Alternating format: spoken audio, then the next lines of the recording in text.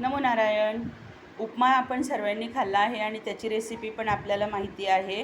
तर आज थोडंसं काहीतरी नवं, ज्या लोकांना रव्याने जळकी लागते आणि पोहे वगैरे खाऊन किंवा रोज नवीन नवीन काय नाश्ता बनवावा असं सारखं आपल्या मनातही येत असतं, त्यावेळेस हा नवीन एक नाश्ता ट्राय करून बघायला काहीच हरकत नाही. याला उकडपेंडी असे म्हणतात किंवा उपीट असेही म्हणतात. हे अतिशय पौष्टिक आहे आणि हे खाल्ल्याने जळकी पण लागत नाही. तर कारण बऱ्याच जणांना उपमा खाल्ल्याने किंवा शिरा खाल्ल्याने जळकी लागते. तर शिऱ्याचं मी तुम्हाला एक पर्यायी म्हणून शेवळ्यांचा शिरा सांगितला होता. त्याची रेसिपी माझ्या चॅनलवर आहे, बघू शकता. आणि आता उपम्याला एक पर्याय म्हणून मी तुम्हाला ही रेसिपी सांगणार आहे. याला उपीट पण म्हणतात किंवा उकडपेंडी पण म्हणतात. तर चला जाणून घेऊया याची रेसिपी.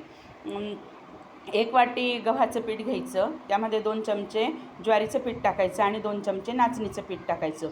जर हे ज्वारी आणि नाचणीचं पीठ घरात अवेलेबल नसेल तर ऑप्शनल आहे, तुमची इच्छा असल्यास टाका. उपीट अतिशय पौष्टिक होईल. त्यानंतर पोह्यांसाठी आपण कांदा, मिरची, कोथिंबीर, कढीपत्ता जशी फोडणी करून घेतो शेंगदाणे वगैरे टाकून, त्या पद्धतीनेच करून घ्यायची.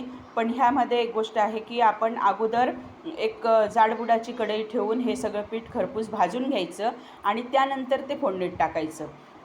गुलाबीसर भाजून झाल्यावर त्याचा खमंग असा वास येतो. वरतून आपण तीळ पेरायची आहे आणि ते सगळं मिक्स झाल्याच्या नंतर उपम्यामध्ये जसं आपण भरकन पाणी टाकतो तसं पाणी न टाकता अगदी हलक्या हाताने शिंपडत पाणी टाकून त्याला एकजीव करायचं. त्याच्या सगळ्या गुठळ्या मोडून घ्यायच्या, वरतून कोथिंबीर आणि तीळ पेरायची आणि एन्जॉय करा हा स्वादिष्ट नाश्ता. Like, share, subscribe. बाय.